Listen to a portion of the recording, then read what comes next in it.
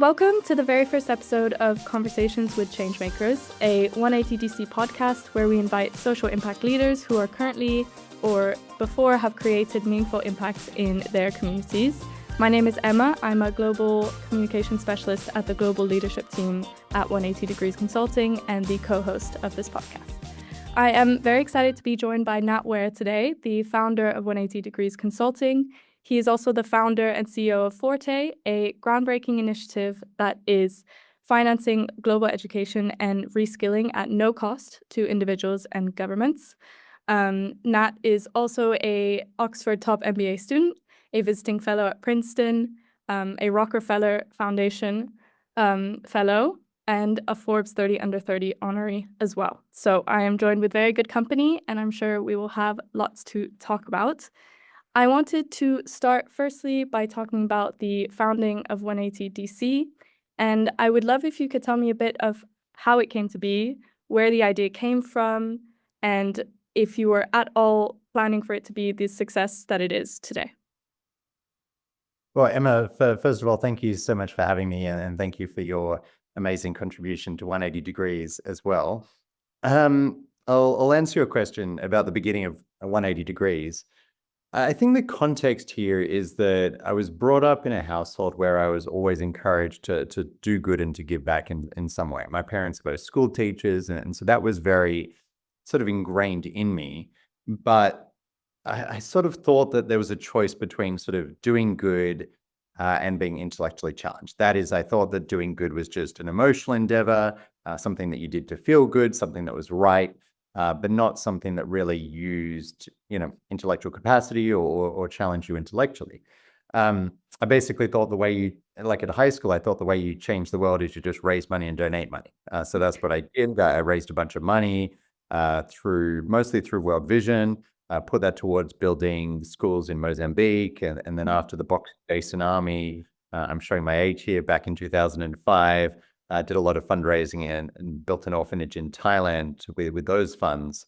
So very much traditional charity, and it was only in my first year of undergraduate studies at Sydney University that I came across this idea of social entrepreneurship and impact investing, and the idea that doing good is not just an emotional endeavor, but also an intellectual endeavor as well, that how you approach problems is just as, if not more important than how much money you throw at it. And that was a bit of a light bulb moment. I'm like, and I wanted to do something about that. And I saw at university, there were so many different clubs and societies that were getting university students to raise money and donate money. That's obviously useful. There's a place for that, but it didn't seem to really match with the strength of university students. University students, at least I didn't have much money.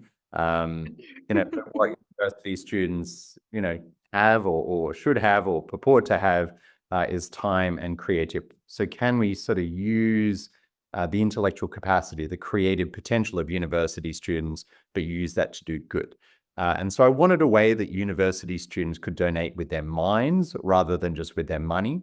One idea that I had at the beginning was, should we get university students to start new ventures? There's a place for that. I love social entrepreneurship. I love social ventures. But the reality is it's pretty hard to do that and do that well in a sustainable manner alongside full-time study. And so instead of starting new ventures, can we help existing organizations to get better? Because that seemed a bit more manageable alongside full-time study. You can do that with 5 or 10 or 15 hours a week. Whereas to start a new venture that has a big impact might take 40, 50, 60, which for most university students is a bit too much. And obviously wanted to do that in a way that was a win-win, because if you have things that are mutually beneficial, they're sustainable. So wanted a way that this not only did good in the world, but also developed transferable skills in university students, also provided work experience as well, which a lot of people need and want. And obviously, since the beginning, we've had that twofold aim of, one, let's develop the next generation of social impact leaders and social entrepreneurs. Let's try to change career trajectories, which is a lifetime of impact. And at the same time, let's try to help great organizations, whether nonprofits or social enterprises or other social impact entities, to solve challenges they're facing, to scale up, to have a great impact. So that was a bit how it got started, initially just at Sydney University. And I think your other question that you asked was, did I think that this would take off in the way that it has? Yes. So certainly not. Initially, it was at Sydney University. I started that back in 2007. It was actually in 2008 that I got invited to attend a conference in New York, actually, on social entrepreneurship. And at that conference in 2008, I met people from Sweden and Mexico who heard about what I was doing and basically said, hey, we love this. We think it could work in Mexico and Sweden. Those two people were Gerardo in Mexico and Charlotte in Sweden. And so I worked with Gerardo and Charlotte to essentially set up the second and third branches of 180 Degrees at Stockholm School of Economics and in Mexico City. And then once we had those three, figured we sort of needed a way of coordinating those branches to support them all. And so it was at that point that we set up the global entity, which now is known as the Global Leadership Team, or GLT.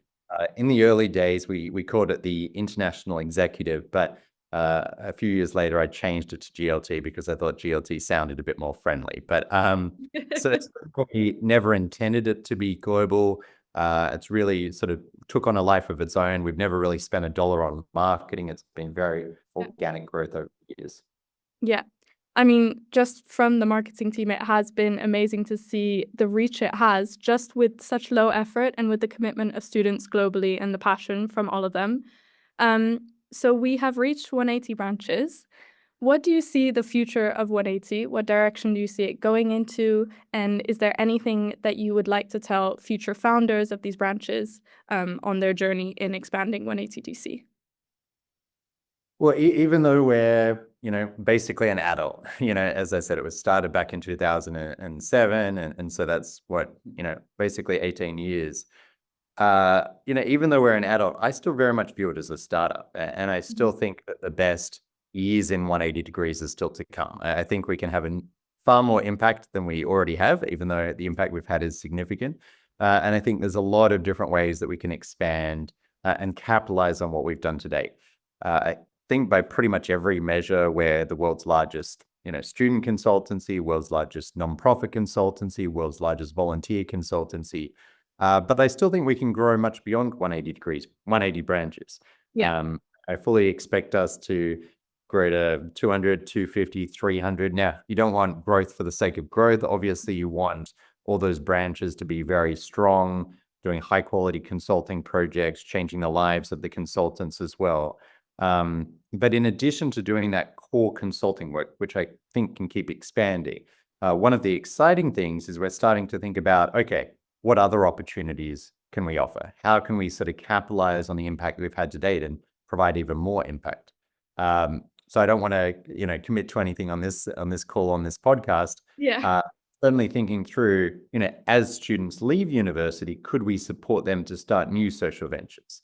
Is one and support the best ideas throughout the 180 Degrees network, and can 180 Degrees Consulting help them to accelerate new ideas they might have, which I think when you're leaving university, that's the time it makes most sense to start new ventures. So that's one of many ideas that we're sort of thinking through from a strategy standpoint on the board. But as I said, I think the best is still to come.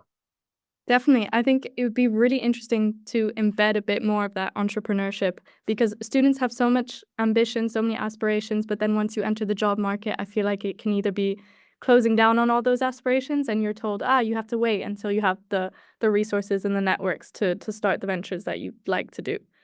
Yeah, I do hear that a lot, to be honest. A lot, and not that entrepreneurship is for everyone. I don't mean to say that, it is the only career path or the best career path for everyone.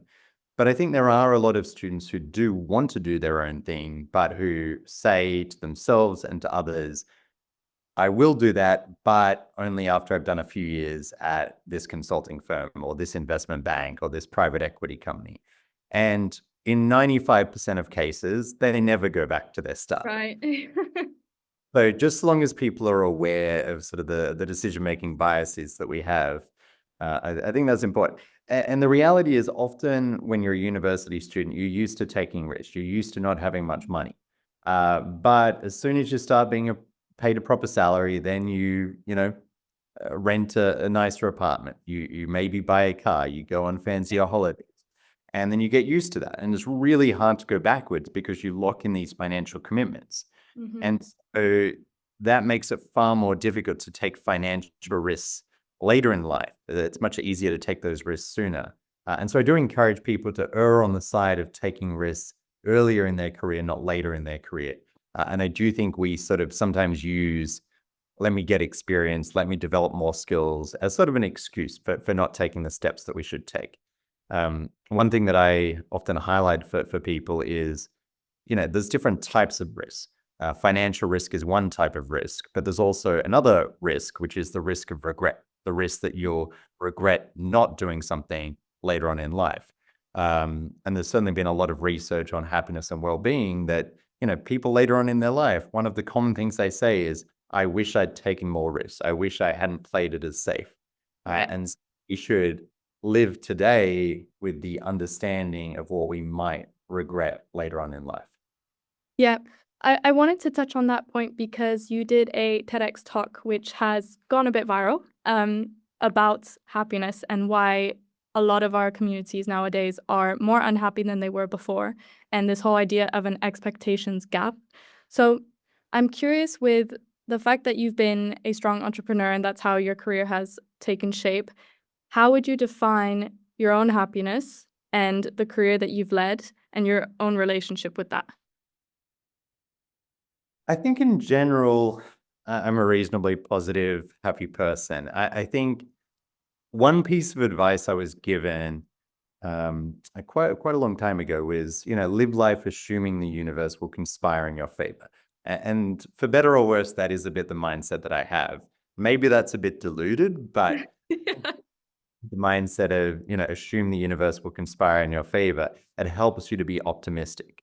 And I think as an entrepreneur, you do need to be optimistic. If you're not optimistic, it's really hard to bring people along with you. And so there's this weird thing about entrepreneurship. On one hand, you've got to be dissatisfied with the present. If you're not dissatisfied, you're not going to be motivated to change anything. If I'm like, everything's great, everything's perfect, let's just enjoy life, I'm not going to, bring about change. I'm not going to bring along people with me. So on one hand, you need to be dissatisfied with the present, but you also need to be optimistic about the future. And so it's this weird mix of optimism and dissatisfaction that I think, entrepreneurs and change makers need.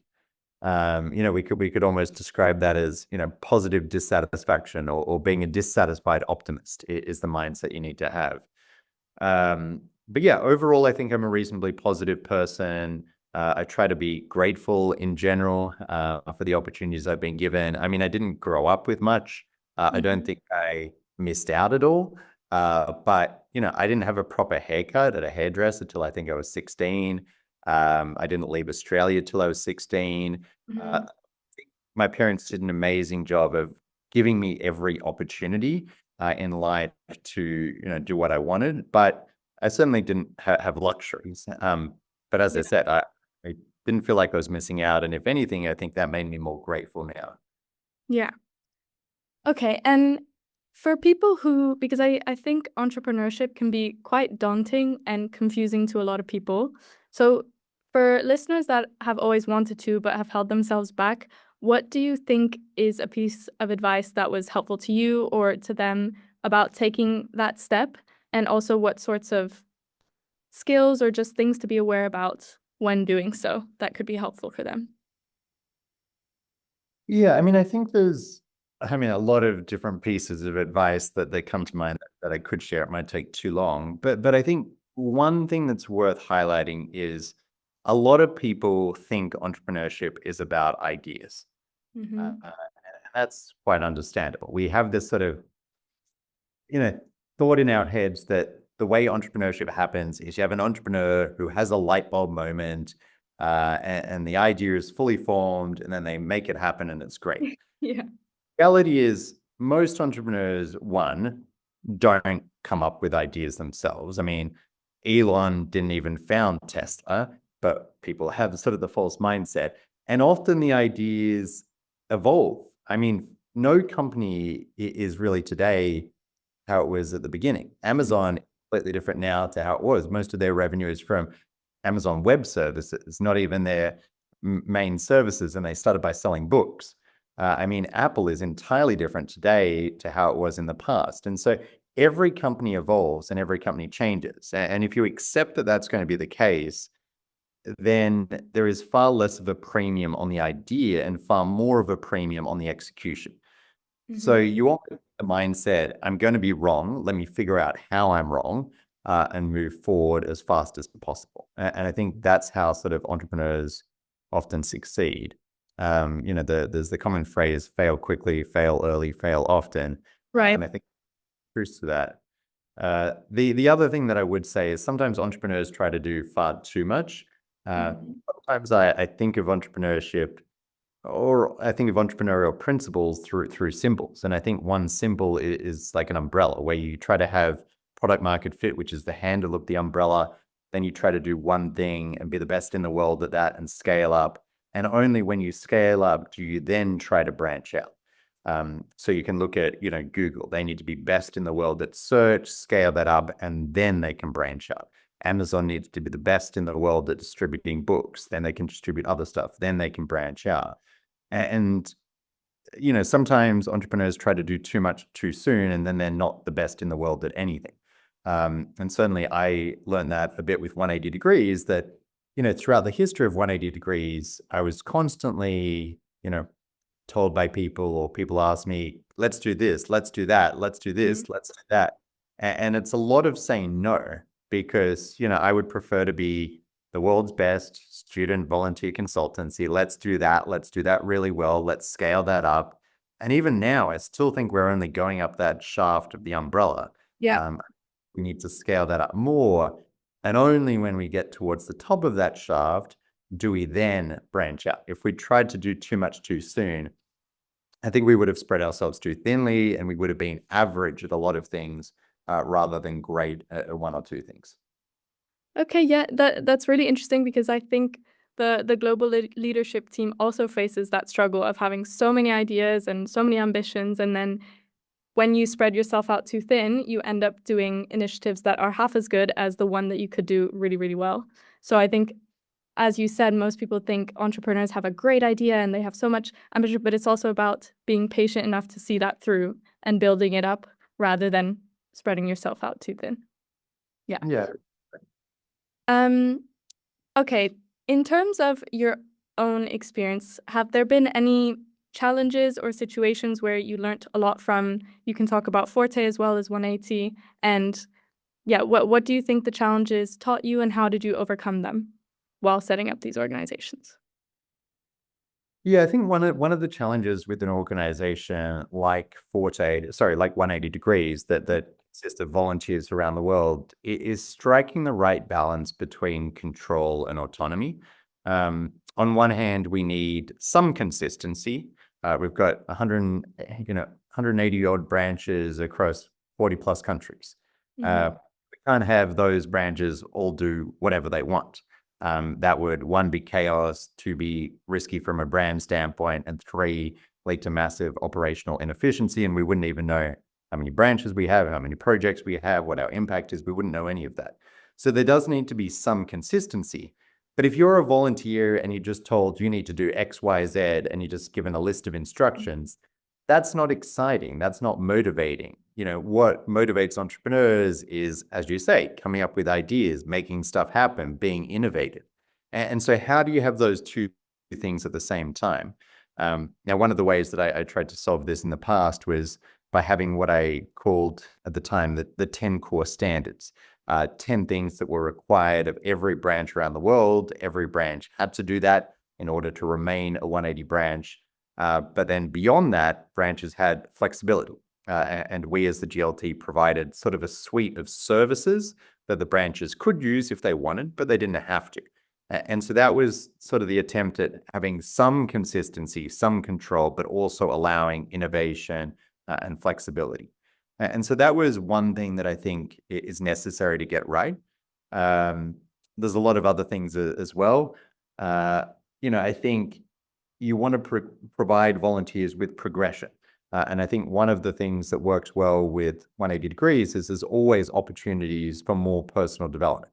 I Yeah. mean, you volunteer as a junior or associate consultant, on your first project. Then you can become a senior consultant. Then you can become a team leader or a project manager. Then you can join your branch leadership team or branch executive. And then you can join the global leadership team. And on the global leadership team, there are different levels as well. So this isn't really about hierarchy. I don't like hierarchy in general, but it is about giving people more opportunities for personal growth and development.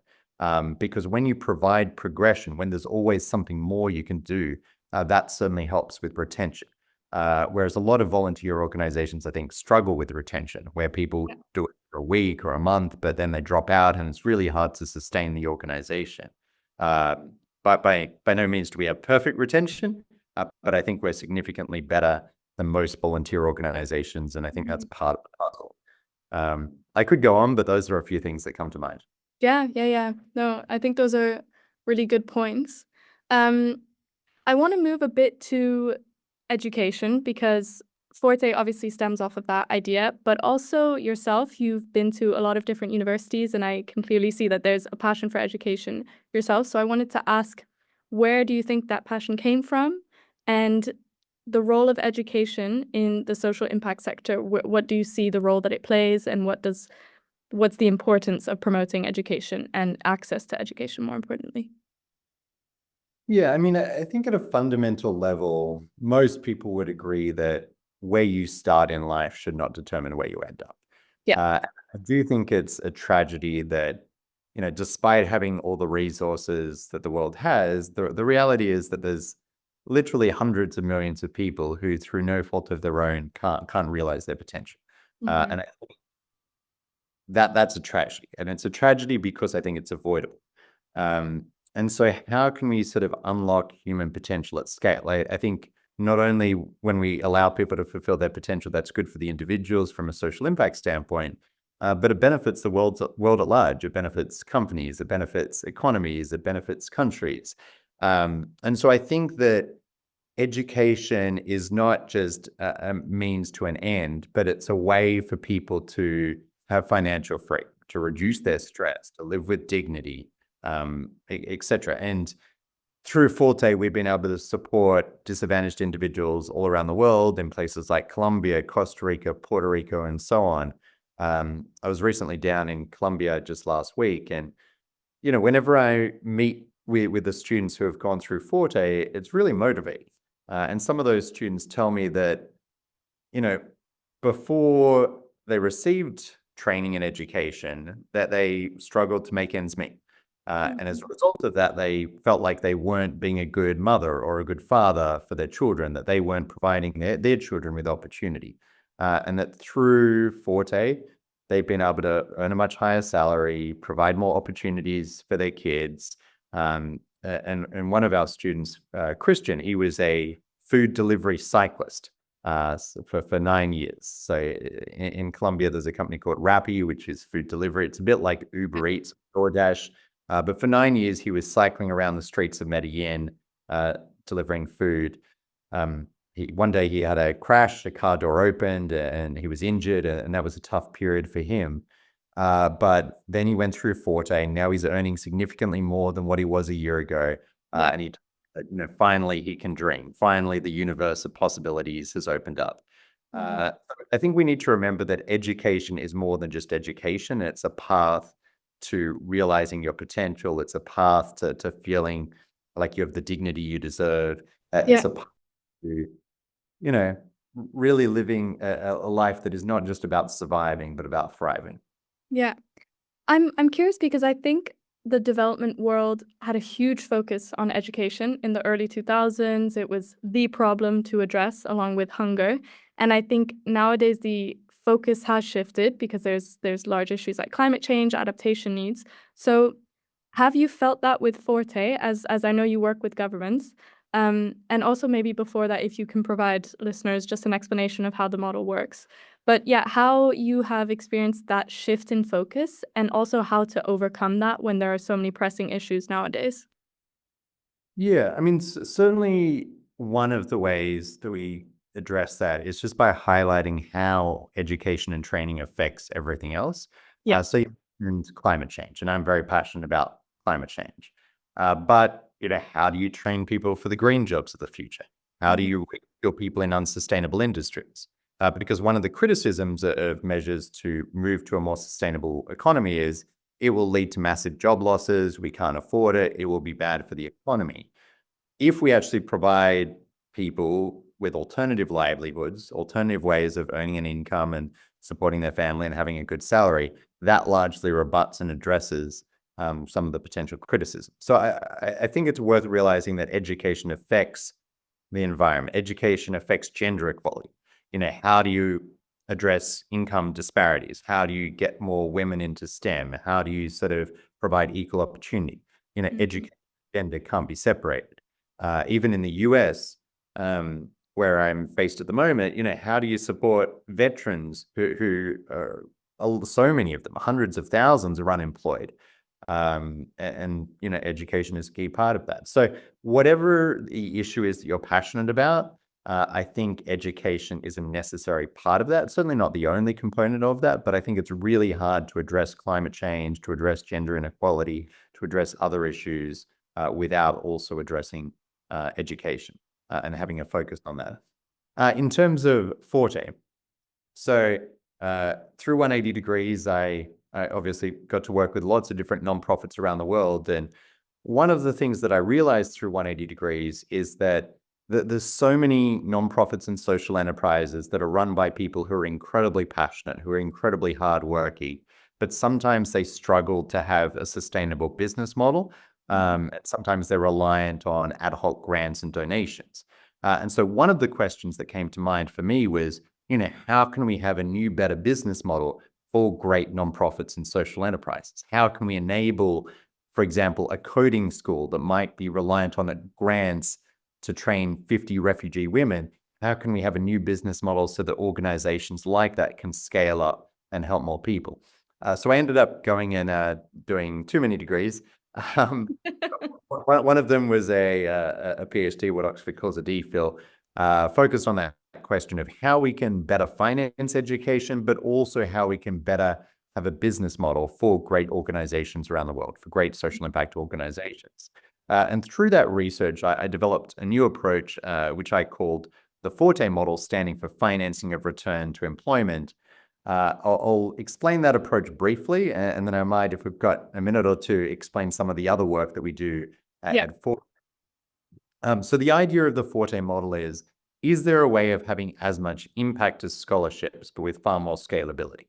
Because the reality is, most people say scholarships are good, but they're reliant on philanthropy, and philanthropy is sadly not on the scale that is needed to solve the world's problems. Philanthropy can't, train the 1.2 billion people who the World Economic Forum estimates will need retraining in the next decade.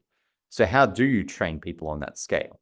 And so the idea of the Forte model is that we could use private capital, whether from foundations or impact investors or wealth managers or others, to basically provide high quality education and training to disadvantaged populations, to groups that might not otherwise have access to education. Now, the individuals who receive that education and support, they don't pay anything at all. Nothing now, nothing in the future. There's no student debt. There's no chance of exploitation. There's no predatory behavior involved. But the idea is that that training, by its nature, leads to greater employment, greater incomes for those individuals, and therefore greater government income tax revenue. So the increase in government income tax revenue is basically a positive externality that arises from that high quality education and training. And then we have agreements with governments around the world where they've just passed back to the people, to the investors who funded that education, a percentage of the extra income tax revenue they receive attributable to the retrained individuals for a certain period of time, such as 70% for 3 years, or 50% for 5 years, or 30% for 10 years. And the idea is the government basically just passes back what the government otherwise would not have had. So it's effectively at no cost to the government. For example, say there's 10,000 women in Costa Rica who are unemployed. Now, the government is not getting any revenue from them at the moment. So we can go to the government and say, you're not getting any revenue at the moment from these 10,000 individuals, and there are skills gaps in the country. you need more programmers, you need more data scientists, you need more this or that.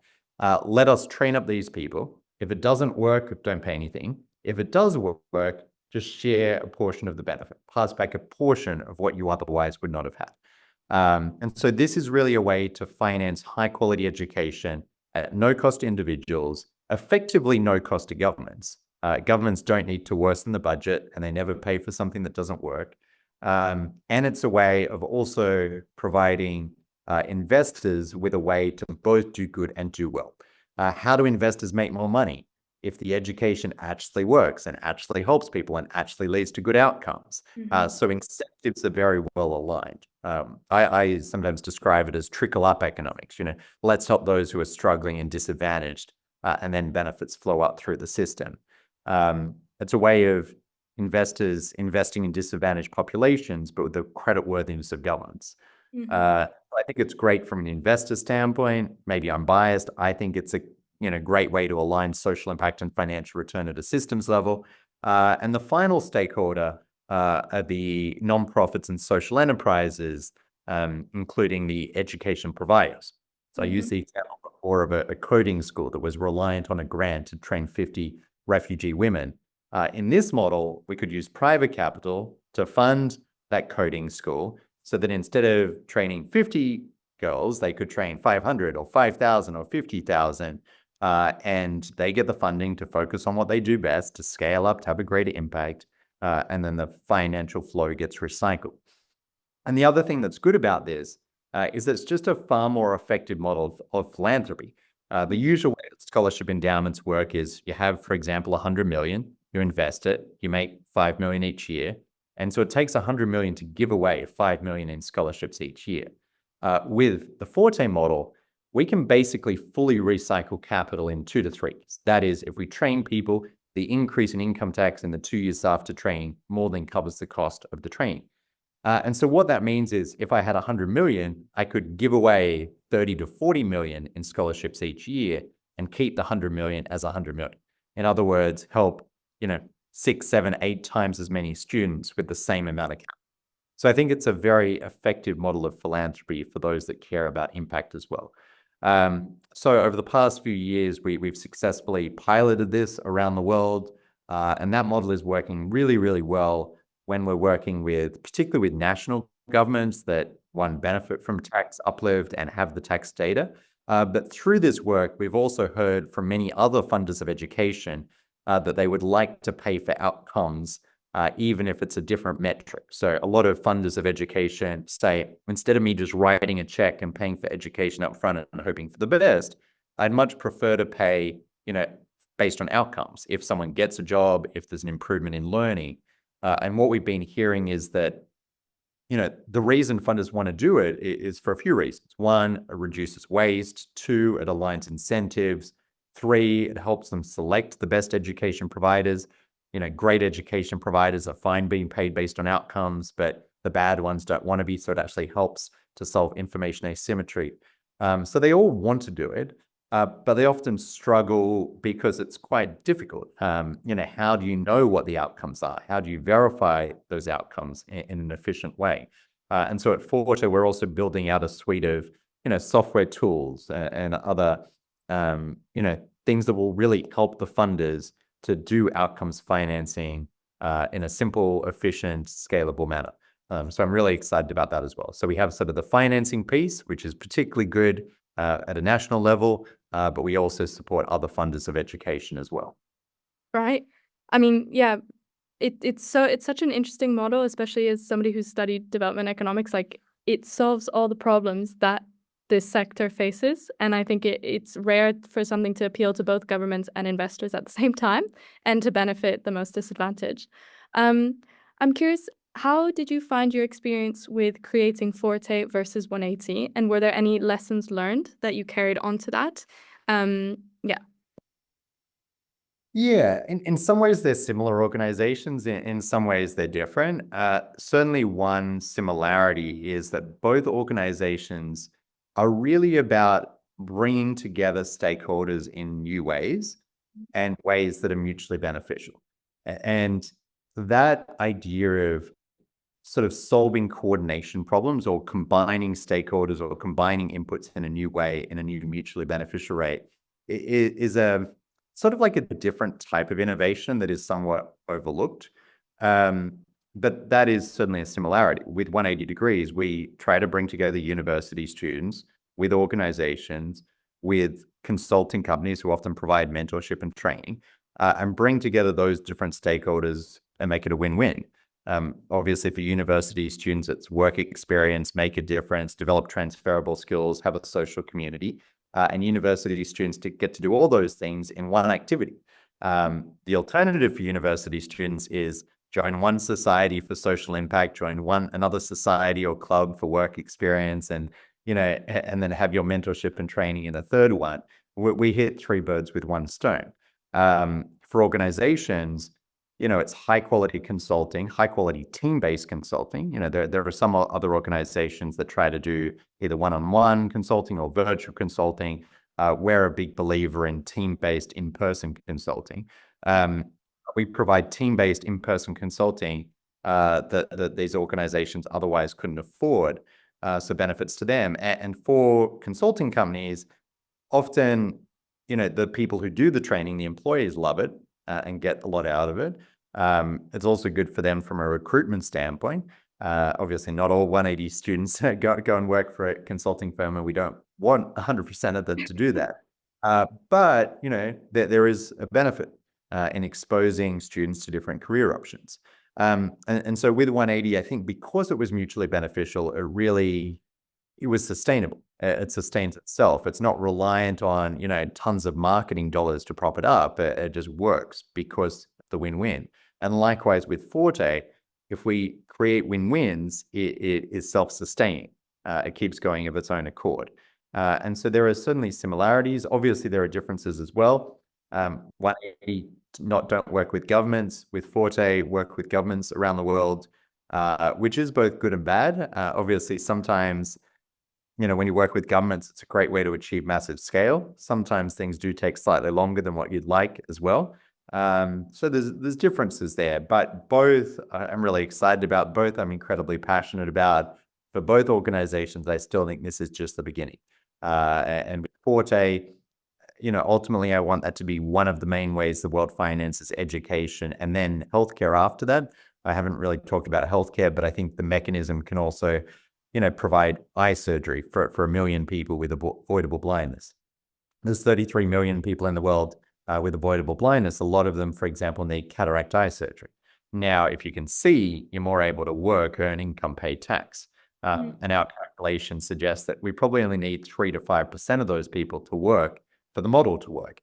So you could imagine a situation where, investors fund, eye surgery for 1 million people, and they get a return off it. And the way they get a return in no way comes at the expense of the people they're trying to help. And, I don't know of any other model in the world where you can help 1 million blind people see, you get your money back plus a return. And again, there is no chance of exploitation whatsoever. So I do really believe in the Forte model, as well as the other work that we're doing at Forte when it comes to outcomes-based financing.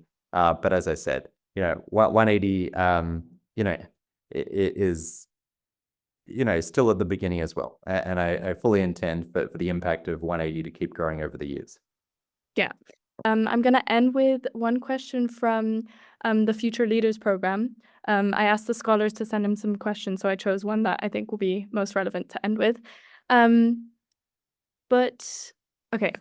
As someone who has done several TEDx talks and a lot of conferences and speeches, what have you learnt about your experiences? And also, what can you say for people who are really struggling with their public speaking skills and also who want to know how to craft more compelling talks? I wasn't expecting you to ask this. Sorry. Public speaking advice. Look, I do think at a fundamental level, being able to speak and communicate is just a really useful skill in life.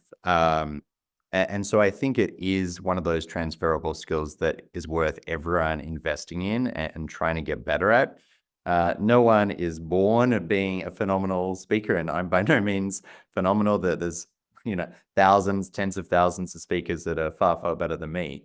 But it is a useful skill because the reality is, like, in any area of life, if you want to make a difference, you got to persuade people, you got to bring people along. And so it's useful to be able to communicate effectively. Because if you don't communicate effectively, then other people will, who won't have as good an idea as you and probably won't have as much impact as what you're seeking to have. So the first thing I'd say is definitely prioritize it, as everyone should prioritize other useful transferable skills. The other thing just to be aware of is, like a lot of things in life, the more you practice, I think, the more it becomes second nature. I was fortunate enough to give a lot of speeches growing up as a kid, through high school and then university. And so I don't even really think twice about it when I speak now. I certainly don't get nervous at all. I could walk on a stage, in 5 seconds and speak on a topic I don't know that much about, and I wouldn't get nervous just because I've done it enough. And so I think that, one, prioritize it. Two, try to do more of it. You'll get better at it. What were the other questions that you had about public speaking? I think that was it. More just, yeah, how to deal with being nervous, because I think this is something that a lot of students struggle with, and when you're young and starting your career, I think we kind of shy away from those experiences. So maybe some advice of how to go for it. And because yes, practice is perfect, but for those people who really face that barrier, how do you think you can overcome that? I mean, I think the other thing to say is, often people have this idea that public speaking is completely different to normal speaking. And actually, those who speak in a very different way to how they normally speak, they're probably not very good speakers. Like, I've seen people get up and almost put on a different voice and put on a different persona. That's not good public speaking. That's fake public speaking, which doesn't build trust.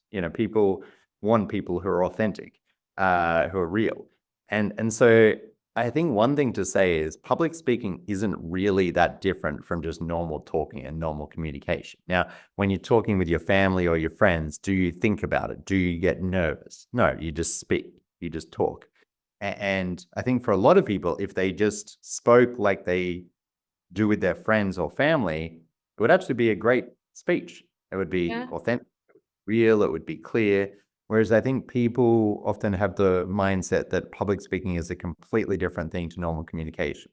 But actually, normal communication is often the feedback I give people. It's like, just speak how you would to your family and to your friends. Imagine that your family and friends are in front of you. Just chat with them.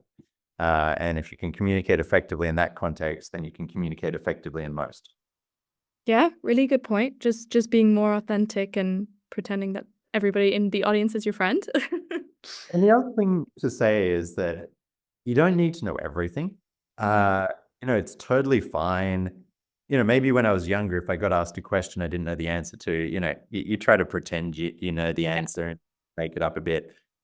But, most people reach a certain point where they become very comfortable in what they know and what they don't know. So if someone asks me about a concept or says an acronym that I have no clue what it is, I will say I have no clue what that is. And maybe I make a fool of myself every now and again, but it's much better than pretending you know something when you don't. And so I think the other thing is, people like people who are real.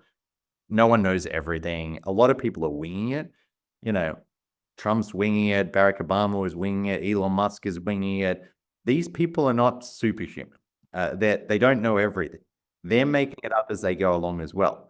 And so once you realize that most people in life are winging it, that should give you more confidence to, one, be able to step up and speak your mind, but two, also be able to say when you don't know stuff, because not knowing things is entirely normal, and how the world is. Yeah.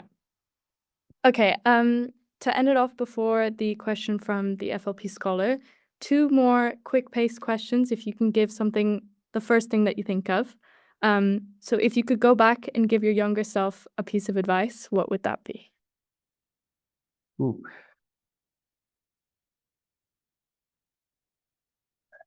I could give my younger. I mean, I think that when I was younger, I thought that, a lot of career was, you could plan it out. I I was a bit of a, like, I remember in high school, I was given a career guide, a big book with sort of 200 careers. And I remember reading through every option, all 200 options, and sort of narrowing it down and saying, I'm going to be one of these five that were in the career guide. I think one was, an astronaut or an astrophysicist, one was an architect, one was a doctor, one was a lawyer. And so I narrowed it down and I tried to map out, therefore I need to do these university courses, but to do those university courses, I need to do these high school subjects. Therefore, I need to do these electives. And I sort of Yeah. worked and viewed it as a very linear thing that I need to do A to do B to do C to do D. The reality is the world is much messier, and you can sort of end up where you want to get to regardless of what you do. And so that should, one, reduce the pressure a bit. But it also reminds me of this quote by Steve Jobs that you often can't connect the dots looking back. You can only connect them looking forward. Now, in that career guide, there was never a mention of a development economist. There was never a mention of a social entrepreneur. There was certainly no mention of impact investing. I'm not even sure that consulting was really in there at that point in time. And so if I had just tried to connect the dots looking forward, none of what I've done would have happened. And yet often once things have happened, you can then look back and see how the dots connect. And so Steve Jobs said, you've got to trust that the dots will connect. And certainly in my life, I've seen how that has occurred. I almost had these two strands in my life. Academically, I focused on development economics. That's what I did my undergrad honors thesis on. It's what I did a master's in. And then I had this other strand, which was social entrepreneurship through 180 degrees mostly. And then in my PhD, I tried to basically combine social entrepreneurship and impact investing with development economics. I used theoretical microeconomics with the development focus and applied that to the field of social finance and impact investing, which ultimately led to Forte, which is a new business model for social enterprises to help the organizations I've been helping with 180 degrees. And so that is not something you can really plan out. It's not something that you can try to connect the dots looking forward. And so I feel like a lot of people get stressed because they can't see how the dots connect over the next 5 or 10 or 15 years. They won't connect. The world will be different in 5, 10, 15 years from now. And if you try to connect it, you're going to be wrong. It's a losing battle. But as Steve Jobs said, you got to have faith that the dots will connect, even if you can't, fully see everything at the beginning. Yeah, I think that's something that probably everybody can relate to. That fear of not going the right way, of the regret. But I think, yeah, you'll never know until you start to look back, exactly like you said. Okay, so I'll just end with a question that was sent in by one of our scholars from the Future Leaders program. They asked, from your perspective, how has social impact evolved over the past decade? And also, what do you think is unique about the current generation's approach to social impact? Yeah, I think in some ways, my journey has a bit mirrored the journey of the sector at large. In high school, I had a very binary conception of the world, what I call social impact 1.0. Nonprofits, for profits, make money, do good. I had a very binary conception. And that's why I did a lot of the fundraising, other activities that I did in high school. Then sort of social impact 2.0 is almost where you view the world as a spectrum, where you make money on one end and make impact on the other, but there's a trade-off between the two. And you can choose where you are on that spectrum, both from a career standpoint and if you start an organization. If you want to make more money, you do less impact. If you want to have more impact, you make less money, and so on. And I think social impact 3.0 is where you take both ends of that spectrum and join it up so that what maximizes impact maximizes financial return and vice versa. And that's what I've tried to do with Forte. And so I think when I look at the sector at large, what I'm seeing is that evolution as well. More and more people are moving from a binary conception to a linear conception to almost a parallel conception or a parallel world, social impact 3.0. And I do think that's a movement in the right direction, because if we can do that, it enables us to mobilize the world's greatest resources to solve the world's greatest problems. So I think it's not that the other things aren't useful; they 100% are. But certainly from my standpoint, let's mobilize as many resources as we can to solve, the pressing challenges of our time. Definitely. Thank you so much.